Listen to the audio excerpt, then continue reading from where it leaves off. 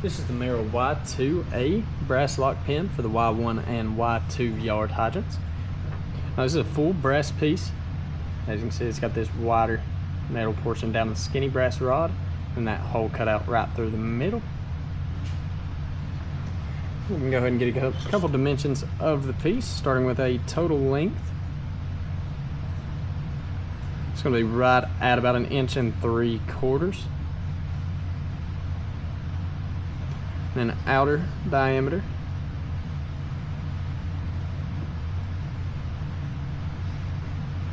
be right at just over 1/2 inch.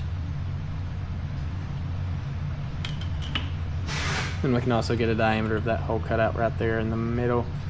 It's going to be right at about 1/4 inch. And once again, this is the Merrill Y2A brass lock pin for the Y1 and Y2 yard hydrants.